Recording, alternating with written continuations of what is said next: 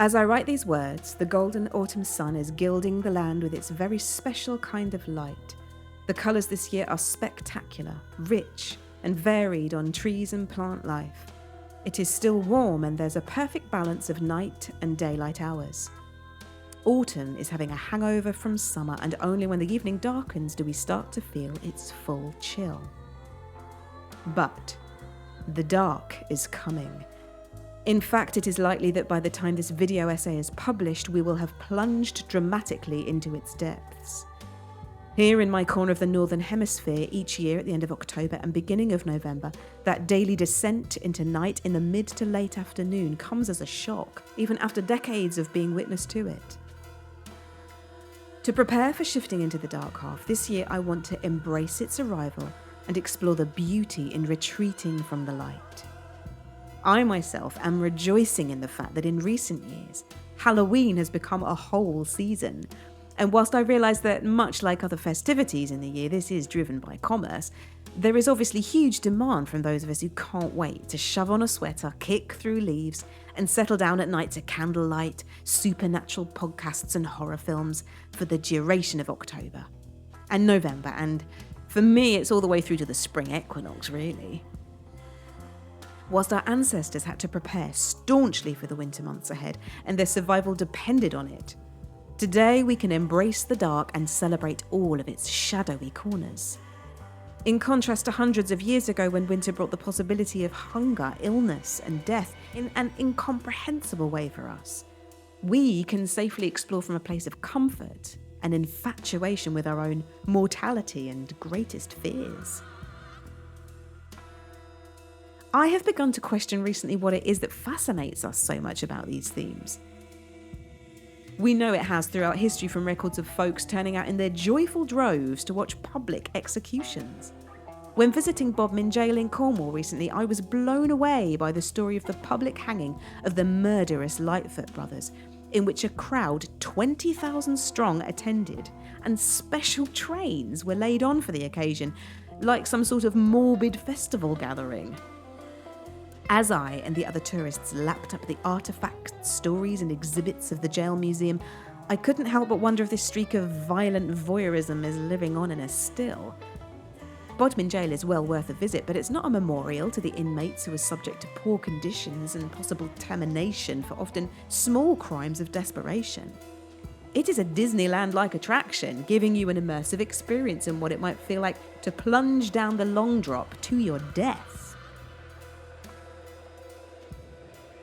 Admittedly, at the end of August, I started relishing the darkening nights, tucked under a blanket, consuming the After Dark History Hit podcast, which explores historic true crime, supernatural mysteries and myths.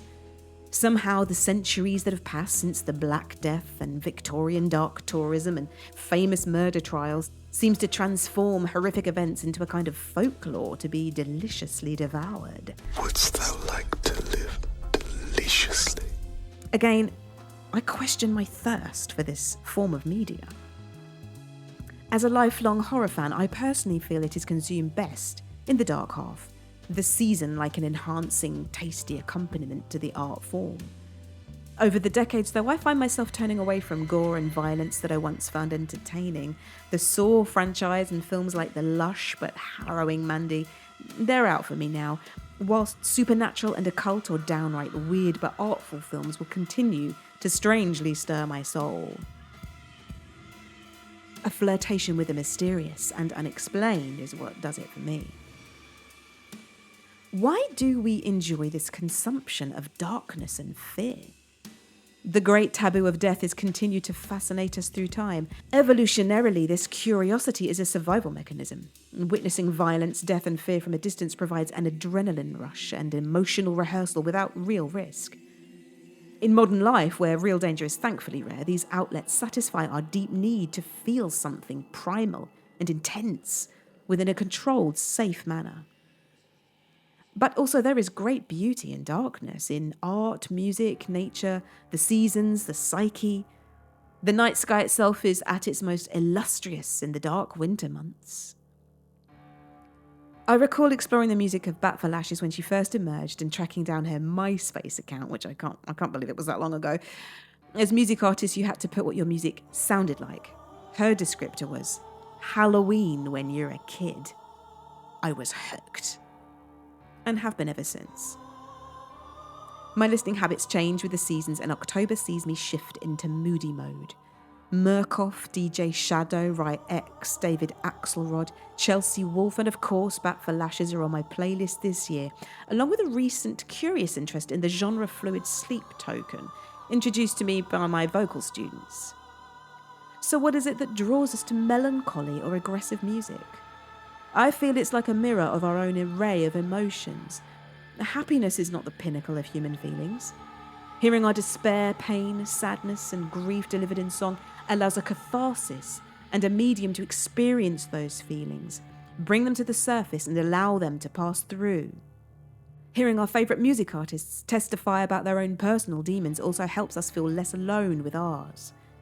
And again, there is rich beauty in minor keys and scales and modes, often venturing into mystical soundscapes that feel otherworldly or empowering. Sometimes we just want to lean into the mood we feel fully, and music is a really immediate way of doing that.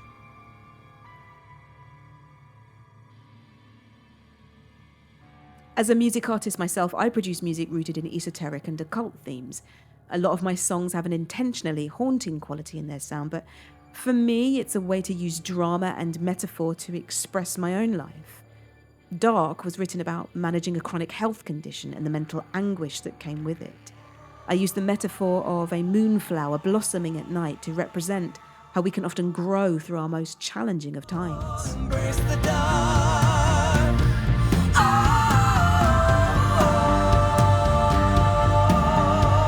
Embrace the dark.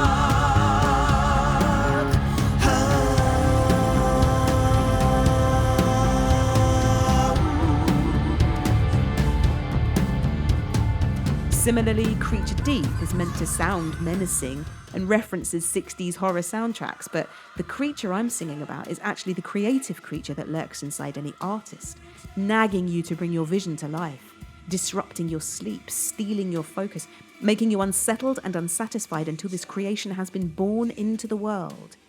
Any artists, creatives, and visionaries across mediums out there will, I'm sure, understand this strange phenomenon, that the art we want to create can be both a joy and a torment. But there is beauty in darkness. Medieval art that depicts hell, demons, and much feared witches might have been a visual propaganda to instill fear and control at the time, but now we can delight in its vivid, fantastical imagery in the same way as we enjoy horror films, removed from the lived experience of the terror of our souls descending into hellfire. Across the centuries, in art, film, photography, fashion, design, such imagery has provoked emotion, sparked imagination, and revealed hidden truths about human nature, making darkness a lasting source of artistic power and allure. But beyond titillation, the dark aesthetic we admire is also simply beautiful. Not all beauty is vivid and light. Nature itself decays across the autumn and winter months. It sees colour morph, shape emerge, and texture reveal. And so art that is informed by this natural law becomes decadent in its truest meaning. And it is in those darker months that we retreat into a contrast of high summer energy. We mellow like hedgerow fruit, rest more, indulge in coziness and seek warmth in hot tea and soft clothing. Despite modern conveniences, the dark half can still feel like a treacherous 6-month journey from equinox to equinox, so the best way to experience it is to celebrate its charm. Lighting the darkness with fire, huddling with loved ones for warmth, bracing nature walks in misty woods, trees sculptural in their form. More time indoors for crafting, storytelling, creative projects, a time for quiet devotion, divination, and collecting real or symbolic seeds to be sown for the return of the sun. Long nights of the icy moon peeping closely into your windows, the sparkle of Sirius, the constellations more luminous in the depths of the blackest sky. Those long nights are necessary for rest and regeneration. We cannot enjoy the light without the energy we charge across the night time. Time for inner reflection, inner wisdom, intuition, exploring the shadow self, because we are light and dark, yin and yang. Toxic positivity does not fully serve us. Allowing our hurts to the surface exorcises them. Speaking our truths, feeling our emotions, crying out the cortisol, transforming the wounds into art. This is an alchemy of the soul. Nature shows us daily that its laws are about balance, about day and night, calm and chaos, life and death, joy and pain. We cannot explain why earthly life functions best this way, but we cannot explain the infinite forces of the universe, and I, for one, find comfort in that. To embrace the dark is to be whole. When we push it away, anxiety rises.